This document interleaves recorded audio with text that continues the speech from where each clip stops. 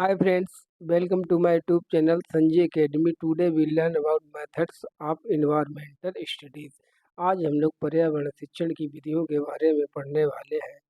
Chapter number 2 है। इससे पहले हमने ठीक है चैप्टर नंबर फर्स्ट को कल कंप्लीट किया था। आज हम लोग चैप्टर नंबर 2 को करेंगे। तो आज की जो क्लास है वो मोस्ट इम्पोर्टेंट है हम लोगों के लिए, क्योंकि आज हम लोग जो मेथड्स होते हैं जिनको जो बार बार हमेशा पूछे ही जाते हैं एग्जाम में, उनको पढ़ने वाले हैं कि आगमन निगमन विधि क्या है, ह्यूरिस्टिक मेथड क्या है, भ्रमण विधि क्या है, जो कि सबसे ज़्यादा इम्पोर्टेंट है पर्यावरण शिक्षण के लिए। तो इन सब विधियों के बारे में पढ़ने वाले, तो लास्ट तक क्लास में बने रहिए। आज की क्लास आप लोगों के लिए बहुत ज़्यादा हेल्पफुल होने वाली है। आज अगर आपने इन विधियों को हमारे साथ पढ़ लिया, तब इसके बाद आपको इनको पढ़ने की कोई भी ज़रूरत नहीं होगी। ठीक है, चलिए अपनी क्लास को स्टार्ट करते हैं। शिक्षक को शिक्षार्थियों को प्रभावी रूप से सिखाने के लिए शिक्षण विधियों को अपनाना चाहिए। ठीक है, टीचिंग मेथड्स को अपनाना चाहिए। शिक्षण विधियों को अपनाते समय शिक्षक को शिक्षार्थियों की व्यक्तिगत विभिन्नताओं को ध्यान में रखना चाहिए। मतलब जो इंडिविजुअल डिफरेंसेस होते हैं उनको ध्यान में रखते हुए अध्यापक को, टीचर को जो विधियाँ होती हैं, टीचिंग मेथड्स, उनको अपनाना चाहिए कि किस जगह पर कौन सी किस बच्चे के लिए मेथड जो है सही रहेगी, कौन सी विधि ठीक रहेगी। अब ये जो दो हमने लाइनें लिखी हैं, ये इनको अपने माइंड में छाप लो, बिल्कुल एज इट इज, जैसी की तैसी छाप लो अपने माइंड में। जब भी ईवीएस के क्वेश्चन करो, इन चीज़ों को ध्यान में तुमको रखना है। Activity is heart of learning. जो एक्टिविटी है, वो गतिविधि है, वो सीखने का हृदय है, मतलब मुख्य है सीखने की प्रक्रिया में। एक किसने कहा, एनसीएफ 2005 में सीधे सीधे लिखा गया है कि जो एक्टिविटी है वो हार्ट ऑफ लर्निंग है। कुल मिला के मतलब ये कि आप सीखने की प्रक्रिया में आप एक्टिविटी को रिप्लेस नहीं कर सकते हैं। गतिविधि मुख्य चीज़ है। दूसरा, अब रोल ऑफ टीचर, आप लोगों का रोल क्या है, मतलब हम लोगों का रोल क्या है, टीचर का क्या है। टीचर एज ए फैसिलिटेटर, एक बार सीटेट में पूछा गया था टीचर का रोल क्या है एनसीएफ 2005 के अनुसार।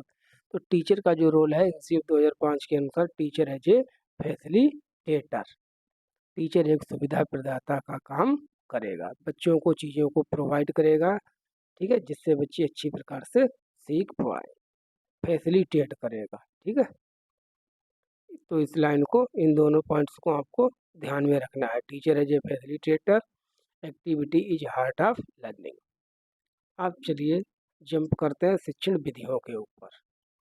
ठीक है, तो जितनी भी विधियां सभी के बारे में आज पढ़ लेंगे।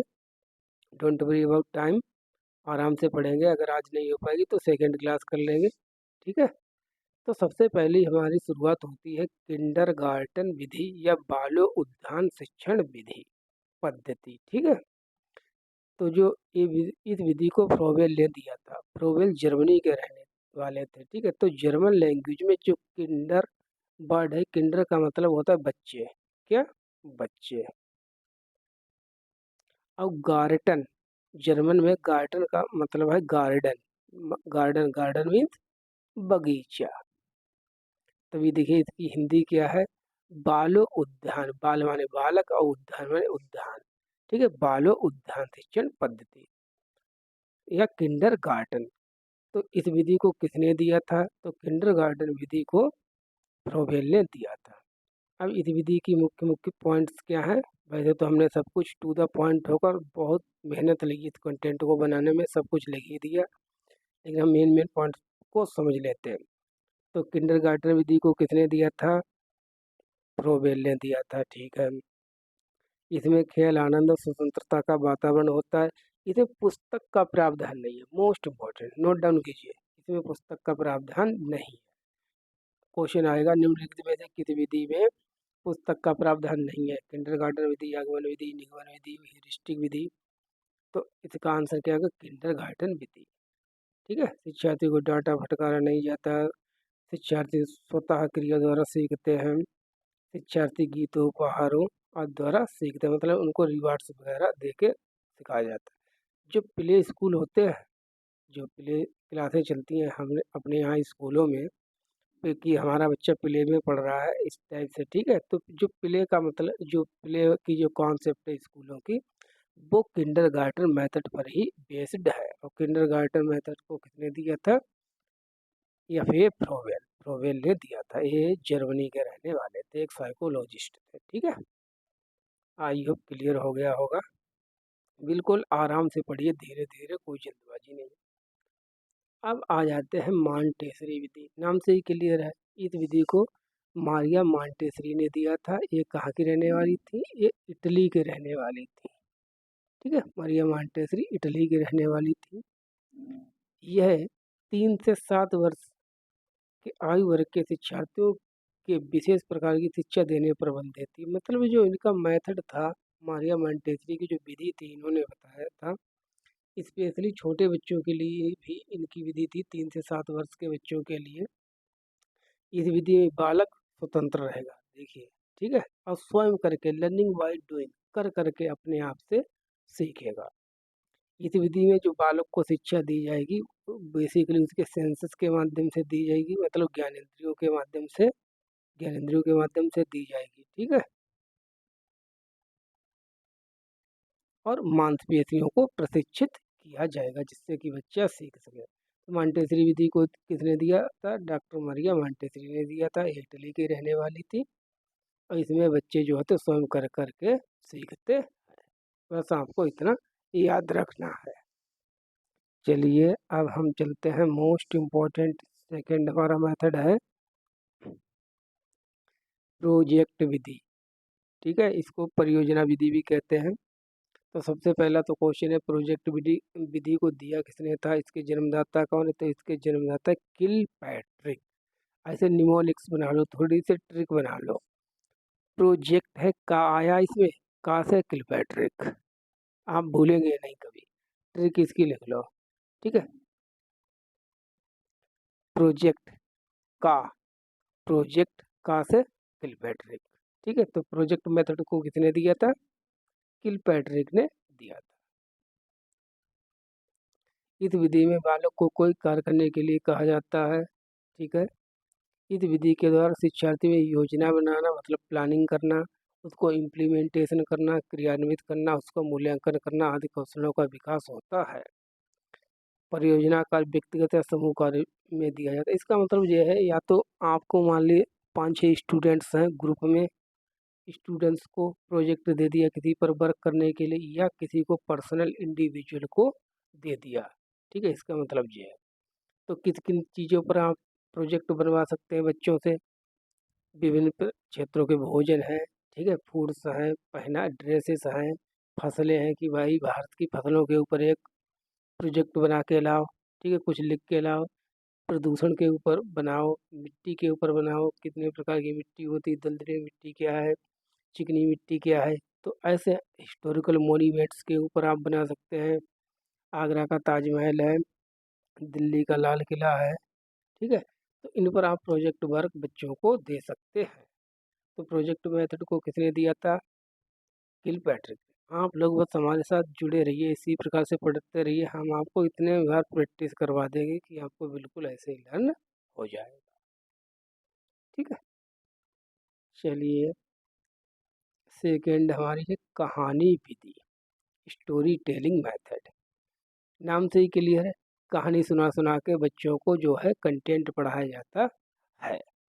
कहानी के माध्यम, कहानी जब आती है तो बच्चे अपने आप उसमें आनंद लेते हैं।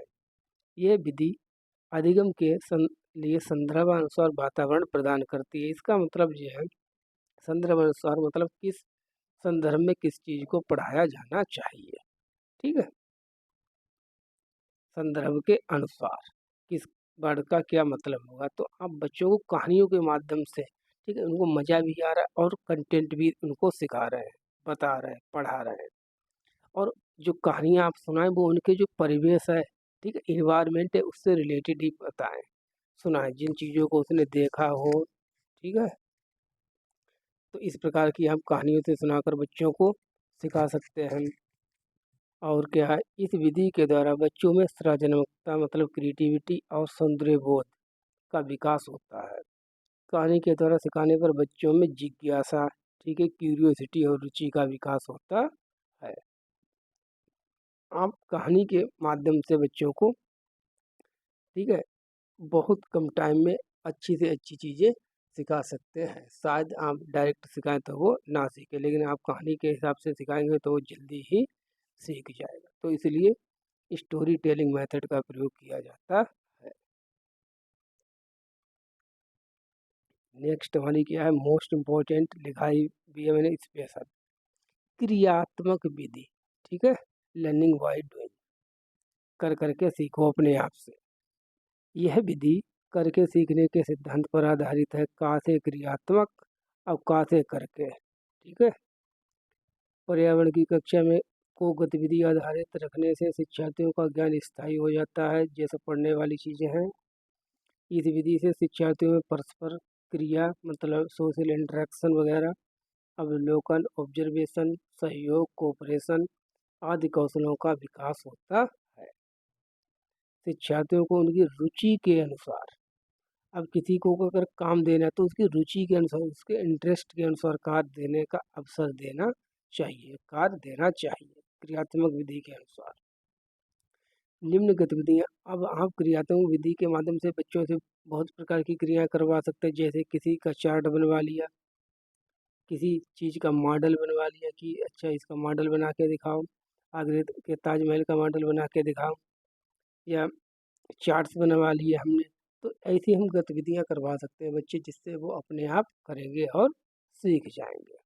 अब स्पेशल चीज़ आपको क्या ध्यान रखनी है, प्राथमिक स्तर पर मतलब प्राइमरी लेवल पर पोषण भोजन के विषय को पढ़ाने के लिए सबसे उचित तरीका शिक्षार्थियों के टिफिन बॉक्स में लाए गए भोजन के विषय में पढ़ाना है। आप बच्चों को पढ़ाना चाह रहे हैं भोजन के बारे में, ठीक है, न्यूट्रिशन के बारे में, पोषण के बारे में, तो आप कहाँ से शुरुआत करें, क्या पढ़ाएं।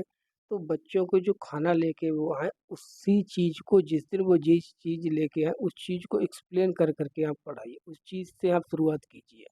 ये एक बेस्ट स्ट्रेटजी होनी चाहिए क्रियात्मक विधि के अनुसार। क्रियात्मक विधि के माध्यम से शिक्षार्थियों को सेंसिटिव भी बनाया जाता है, संवेदनशील भी बनाया जाता है। ये स्पेशल वाले को पूछा गया है जो क्वेश्चन, या पोषण के चैप्टर को कैसे पढ़ाएंगे, तो टिफिन बॉक्स में लाए गए भोजन के विषय में पढ़ा।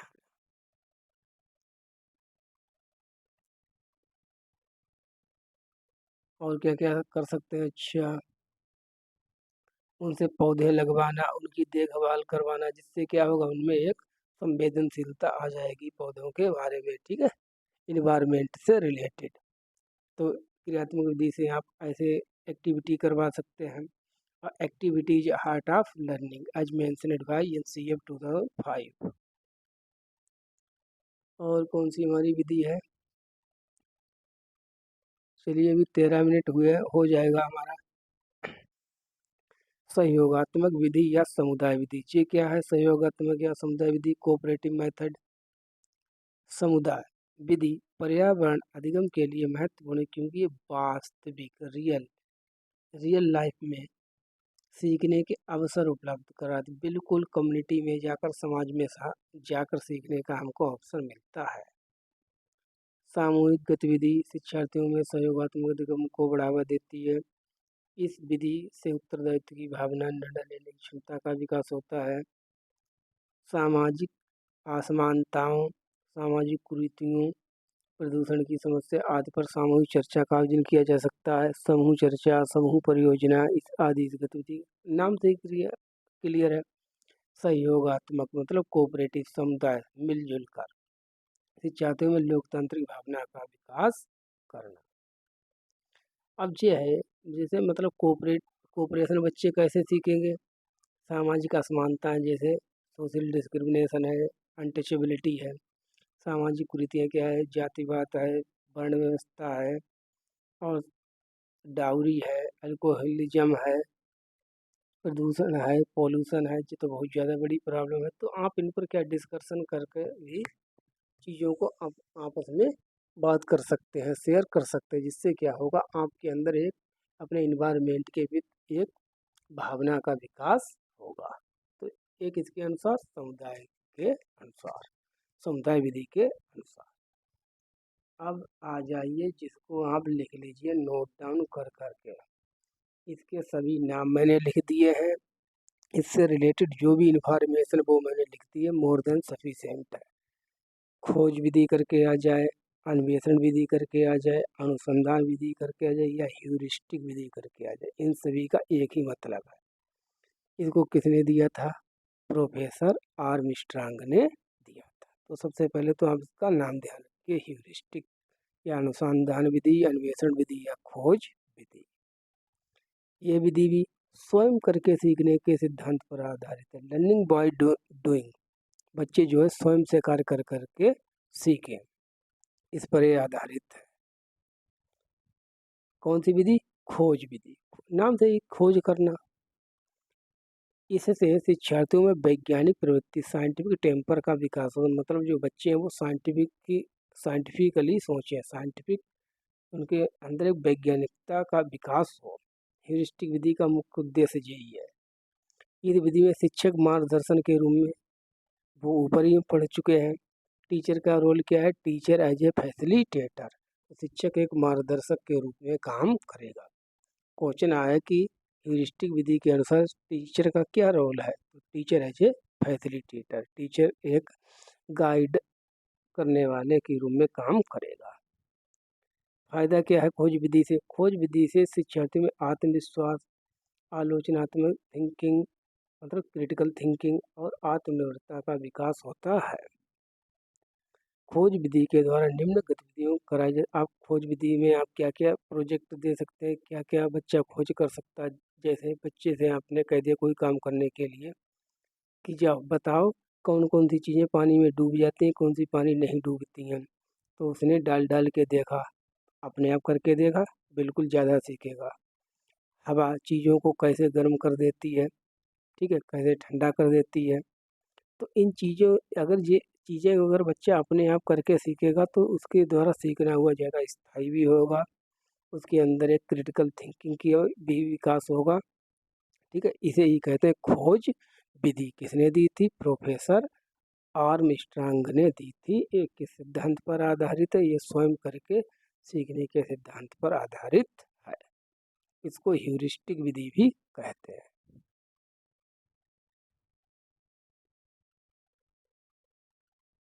इसके बाद बस इतना ही है, हो जाएगा बस। अब अब आ जाइए भ्रमण विधि। ये बहुत पूछी जाती है ईवीएस में। भ्रमण का मतलब होता है विजिटिंग, मतलब घूमना, ठीक, कहीं की विजिट पर जाना। अब भ्रमण विधि क्या है, क्यों ये इम्पोर्टेंट है ईवीएस के लिए इतनी, ये देखते हैं। यह विधि कक्षा के अधिगम को वास्तविक जीवन की परिस्थितियों के साथ जोड़ती है। अब मान लीजिए आपने जानवरों के बारे में, एनिमल्स के बारे में बहुत सुना है कि हाथी ऐसा होता है, शेर ऐसा होता है, ठीक है, टाइगर ऐसा होता है, केवल आपने सुना है और बहुत बहुत क्या है चित्रों में देखा होगा या वीडियो वगैरह देख ली होगी। अब आपको अगर जू की विजिट कराई जाए, वहाँ पर आप जाके देखें तो आपको कुछ अलग ही सीखने को मिलेगा। ठीक है, तो ये है भ्रमण विधि। भ्रमण विधि शिक्षार्थियों को सक्रिय अधिगम अनुभव उपलब्ध कराती है। ओके, इस विधि में शिक्षार्थियों को अवलोकन करना, टिप्पणियाँ लिखनी चाहिए, मतलब क्या उन्होंने देखा उसके बारे में लिखें और अवलोकन करें, ऑब्जर्व करें कि कौन एनिमल है, क्या है। अगर वो जू में गए हैं, हिस्टोरिकल मोन्यूमेंट में जा सकते हैं, कहीं भी जाकर सीख सकते हैं, विजिट पर जा सकते हैं। ट्रिप भी होती है, बीटीसी में भी होती है, ठीक है, और सीटेट, सॉरी सीटेट नहीं, बीएड में भी होता होगा, टूर जाता है जो हमारा, उसका यही उद्देश्य होता है, बच्चों को रियल लाइफ से जोड़ के सिखाना, ट्रेनिंग देना।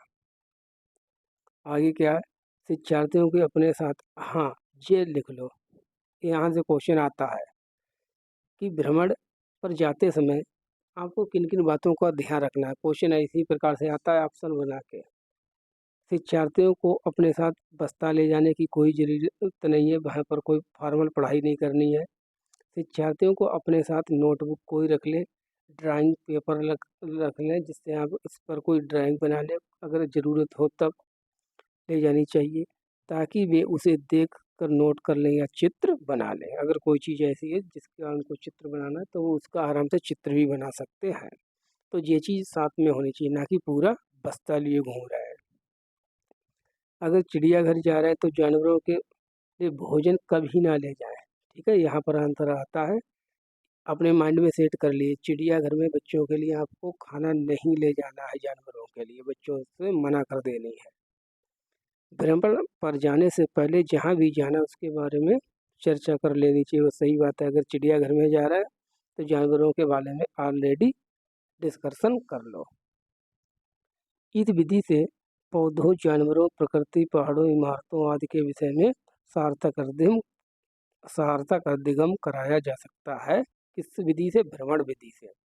तो सबसे ज़्यादा क्वेश्चन यहाँ से आता है। ठीक है, क्या ले जाना चाहिए, क्या नहीं ले जाना चाहिए, क्या करना चाहिए, क्या नहीं करना चाहिए, और रियल लाइफ से बिल्कुल कनेक्ट होके हमको सीखने का अवसर मिलता है भ्रमण विधि में। अब है प्रश्नोत्तर विधि। ये क्या है? नाम से ही क्लियर है, क्वेश्चन आंसर मेथड। अब ये क्यों इम्पोर्टेंट है, क्या है? प्रश्न उत्तर के माध्यम से सीखते हैं।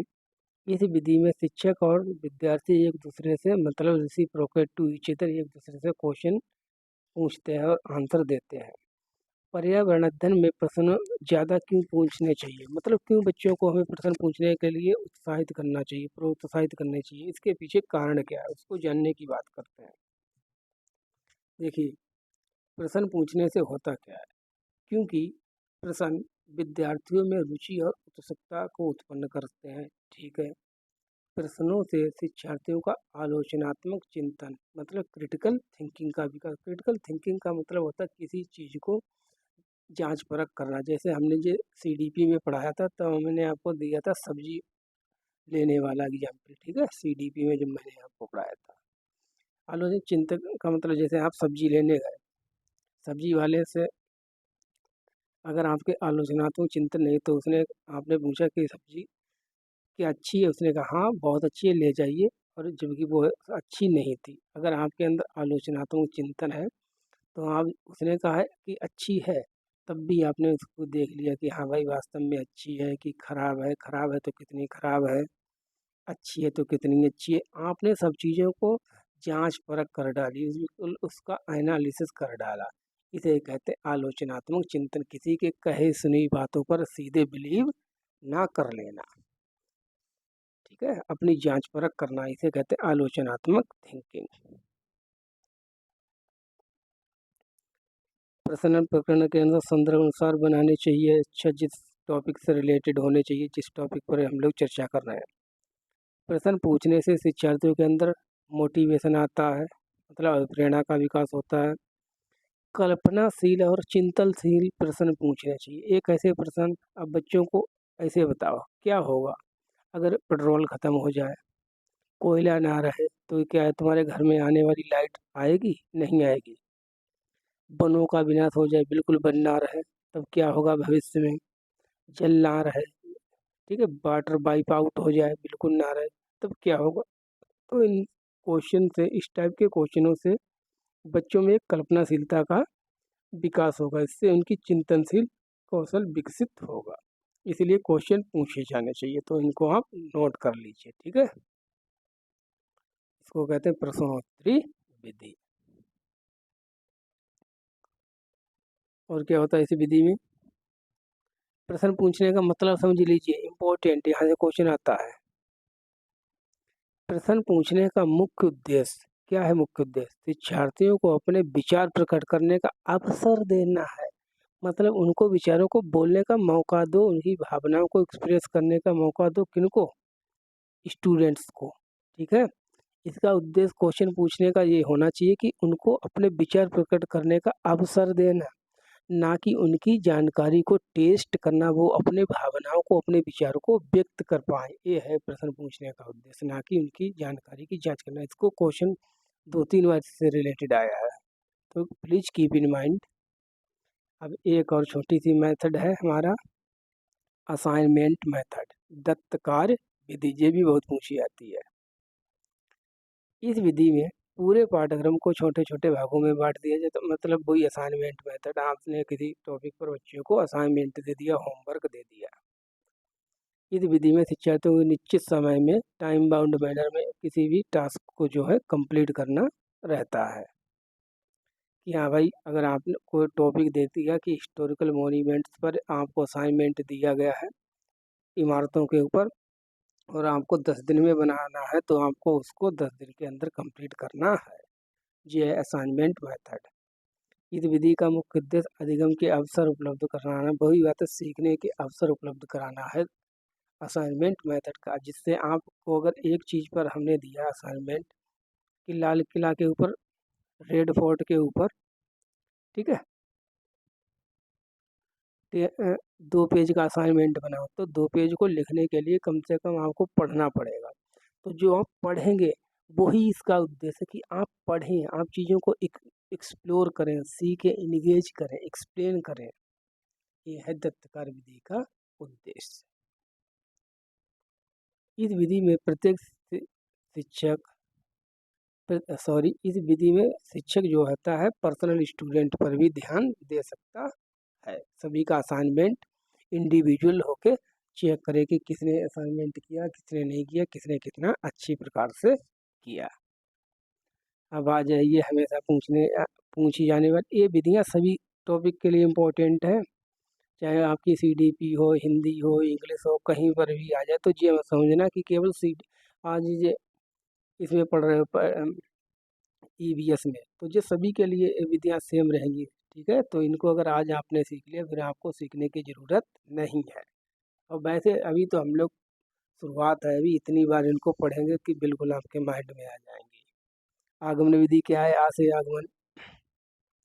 आगमन विधि में पहले उदाहरण फिर नियम बताए जाते हैं। ठीक है, इस विधि के द्वारा सीखा गया ज्ञान अधिक स्थायी होता है।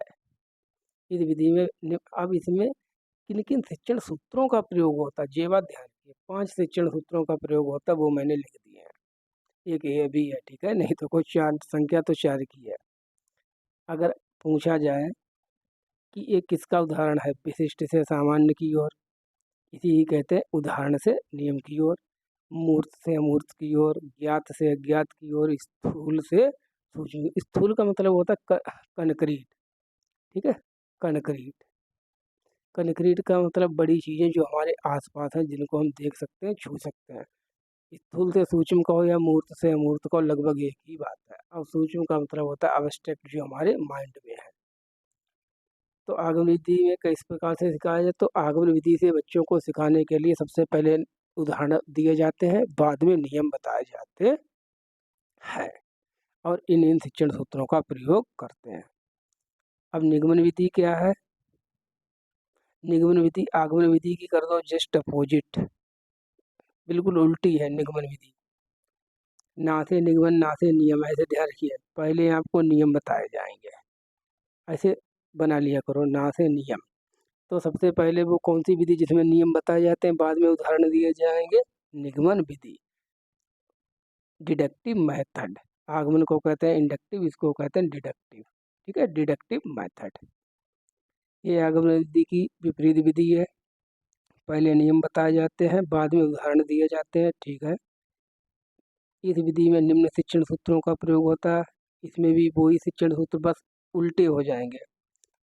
वहाँ पर क्या था, देखिए, यहाँ है विशिष्ट से सामान्य की ओर, यहाँ है सामान्य से विशिष्ट की ओर, मूर्त से अमूर्त की ओर, अमूर्त से मूर्त की ओर, ज्ञात से अज्ञात की ओर, अज्ञात से ज्ञात की ओर, स्थूल से सूक्ष्म की ओर, और सूक्ष्म से स्थूल की ओर। इनको ध्यान रखना, क्योंकि ये आ जाते हैं। तो आप आगमन विधि तैयार कर लीजिए, निगमन विधि उसकी जस्ट अपोजिट कर दीजिए।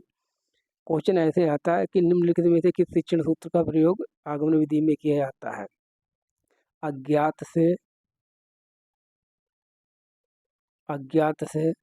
ज्ञात की ओर, ठीक है, इस तरीके से ऐसे चेंज कर देगा, तो आपको कंफ्यूज होना नहीं है। ज्ञात से अज्ञात होता है आगमन विधि में, और अज्ञात से ज्ञात किस में होगा? निगमन विधि में। अब जो निगमन विधि है ये बाल केंद्रित नहीं है, और इसके एक डिमेरिट क्या है? इस विधि से सीखने में विद्यार्थियों को रटने की प्रवृत्ति होती है। क्यों? क्योंकि निगमन विधि में नियम पहले बता दिए गए, नियम तो हमको रेडीमेड मिल गए, ठीक है, रेडीमेड मिल गए, बिल्कुल बने बनाए नियम मिल गए। तो आपने कहा कि जल्दी से जल्दी इनको रट लिया या सीखने पर ध्यान नहीं दिया। तो जो ऐसा माना जाता है कि जो निगमन विधि से सीखने पर रटने की प्रवृत्ति बढ़ती है। तो चलिए हमने आज विधियाँ पढ़ ली, जो भी मोस्ट इम्पॉर्टेंट थी, इतनी ही हमारे सिलेबस में विधियाँ हैं। प्लीज़ आप इसको ध्यान रखना, पीडीएफ मैं आपको दे दूँगा, टेलीग्राम ग्रुप को ज्वाइन कर लें, ठीक है। जुड़ जाइए हमारे साथ सभी लोग। अभी तो हम इनको 2-3 बार और पढ़ेंगे पेपर तक, फिर हम इन पर आधारित बहुत सारे क्वेश्चन को करने वाले हैं। चलिए अपनी क्लास को कंप्लीट करते हैं। Thank you for watching. Class को भाई शेयर कर दिया करें, ठीक है, और सब्सक्राइब ना किया तो चैनल को सब्सक्राइब कर लें। Thank you for watching.